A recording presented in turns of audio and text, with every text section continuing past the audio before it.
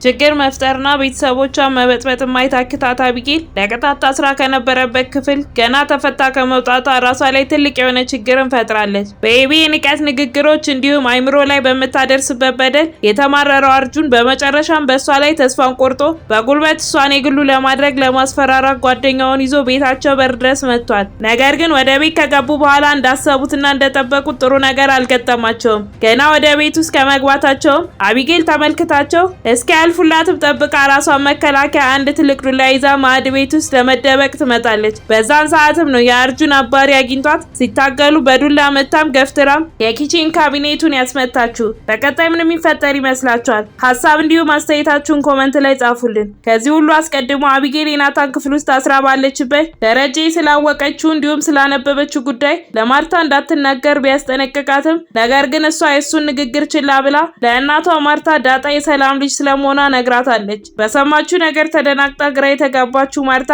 ወሬውን ሰምታ ሙሉ ለሙሉ ባታምንም ነገር ግን በውስጧ ጥርጣሬ ፈጥሯል። ለዛም ነው ማርታ ገና ከቤት እንደወጣች ቀጥታ ወደ ሰላም ጋር የደወለችው። ስልኩ እንደተነሳም ሰላምታ ተለዋውጠው ማውራት ይጀምራሉ። ነገር ግን ገና የሰማችውን ነገር እንኳን ሳትጠይቃት በመሃል የሰላም ምጥ ይመጣና ስልኩ ይዘጋል። በፍጥነትም ወደ ደረጀ ጋር ትደውልና ደሬ ሰላም ምጥ ጀምሯታል፣ ቶሎ መሄድ አለብን ብላ ትጠራዋለች። እንደተገናኙም ደሬ ቶሎ ንዳው ቴክስት አድርጋልኛለች፣ ሆስፒታል እየሄዱ ነው፣ አጋጣሚ ደውዬ እያወራን ድንገት ነው ምጧ የመጣው ስትለው ደረጀ ለምን ደወልሽላት ብሎ ይጠይቃታል። ማርታም ኤቢ ምንድነው የምትለኝ? እሱን ልጠይቃት ነበር፣ እንደውም መኪናውን ዳራስ ይዝና እናውራ ትለውና ታስቆመዋለች። ቀጥላም ኤቢ ምንድነው እያለች ያለችው? ደሬ አንተም ታውቃለህ? ቆይ በዚህ ምክንያት ነው አንድ ክፍል ውስጥ አስገብተህ የዘጋባት ወይስ ታማ ነው? እኔ እኮ ግራ ገባኝ። ዳጣ የሰላም ልጅ ናት፣ ይሄንን ስለማወቅ ነው የዘጋብኝ አለች ብላ ስትለው ደረጀ እና አመንሻት ብሎ ስጠይቃት ማርታም ቆይ እንዴት ብዬ ልመናት ደሬ? ቆይ መቼ ወልዳት? ልጅ ዝም ብሎ ይወለዳል እንዴ? እሷ እኮ ሙሉ ዘመኗን እኛ ጋር ነው የኖረችው። በየትኛው ሰዓት ነው ወልዳችን የምታክል ልጅ የምታደርሰው ስትለው ደረጀ እና እኔን ተጠራጥረሽኝ ነው ዳጣ የጓደኛዬ ልጅ ናት ስላል ብሎ ስጠይቃት ማርታ ደሬ ኧረ እኔ በፍጹም አልተጠራጠርኩክም፣ ግን እኔ እንጃ ኤቢ ለናታን የተሰጠውን ደብዳቤ አንብቤው ዳጣ የሰላም ልጅ ናት ነው የሚለው አለች። ናታንም ከሰላም እንደተቀበለው ነግሮናል። ታዲያ ቆይ አሁን ብጠራጠርስ በእኔ ትፈርዳለህ ብላ ስጠይቀው ደሬም እኔ አልፈርድብሽም፣ ብጠረጥሪም ልክ ነሽ፣ ግን ደግሞ ኤቢ አይታለች ልክ ናት።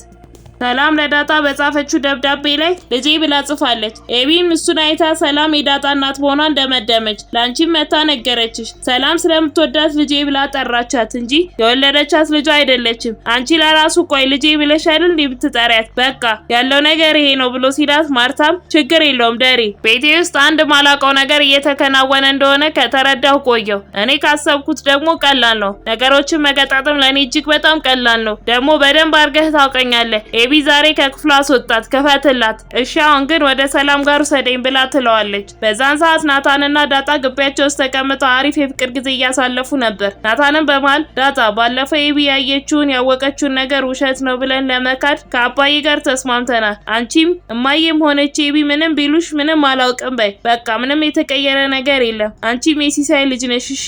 ደግሞ ኤቢ ምንም ብትል ውሸታን ነው ብሎ ያስጠነቅቃታል። የዛኑ ቀን ማታም ደረጀ ኤቢ ላይ ወደ ተቆለፈባት ክፍል ሄዶ ፊት ለፊቱ ያስቀምጣትና ምን ነው ለምን ስገባ ፈራሽ? እስቲ ንገሪ። ቆይ ለምንድን ነው ለማርታ ዳጣ የሰላም ልጅ ናት ብለሽ ተናገርሽ ብሎ ስጠይቃት ኤቢ ለምን እንዳልናገር ፈለግክ ብላ ትጠይቋለች። ደረጀም ይቀጥልና ቆይ ግን የኔ ትዕዛዝ ብቻውን አላሳመነሽም ወይስ ለዚህ ቤት ክፉ ላስብ እችላለሁ? ለምንድን ነው እኔ የምልሽን ነገር የማትሰሚው? ይኸውልሽ እኔ ከዚህ በኋላ ምንም አልመክርሽም፣ ምንም አልቀጣሽም። በአንቺ ጉዳይ ምንም የቀረኝ ነገር የለም። ግን አንድ እንዳትረሹ የምፈልገው ነገር ብሞት እንኳን እኔ አባትሽ በአንቺ ላይ ክፉኛ እንዳዘንኩኝ። ቆይ ዳጣ የሰላም ልጅ መሆኗን ብታውቅና እውነት ቢሆን ለራሱ እኔ እንዳትናገሪ ብዬሽ አንቺ ለምንድነው ለማርታ ምትነግሪያት ብሎ ስጠይቃት ኤቢም እማዬ ለምንድነው ማወቅ የሌለባት ብላ ጥያቄውን በጥያቄ ትመልስለታለች። እሱም አየሽ ይህንን ጥያቄ መጠየቅ የነበረብሽ ለማርታ ከመናገርሽ በፊት ነበር። ከዚህ በኋላ እኔ ምንም አልቀጣሽም፣ ህይወት ይቅጣሽ። ከሰው በላይ እንጂ ከሰው በታች ሆነሽ አላደግሽም። እኔ ላይ ብትኮሪብኝ እንጂ የምታፍሪብኝ አልነበርኩም። በጣም ነው ያዘንኩብሽ። ይኸውልሽ ህይወት ግን በዚህ መልኩ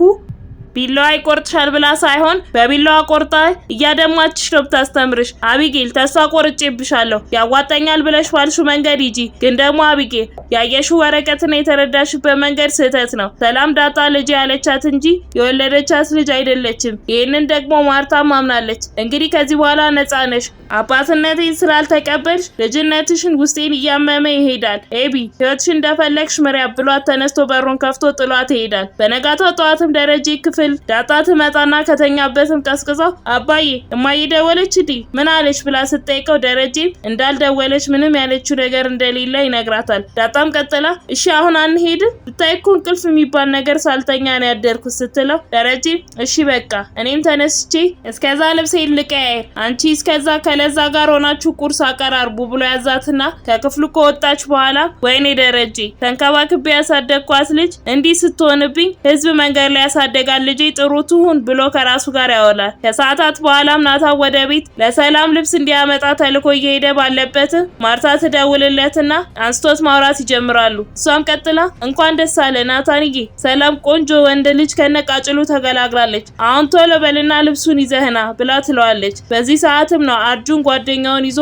ኤቢን ለማስፈራራት ቤታቸው ድረስ ገብቶ ጓደኛው በኤቢ ማጅራቱን ተመቶ ተገፍትሮ የካቢኔት ጠርዝ የመታው። በቀጣይ ምን የሚፈጠር ይሆን? ሀሳብ እንዲሁም አስተያየታችሁን ኮሜንት ላይ ጻፉልኝ።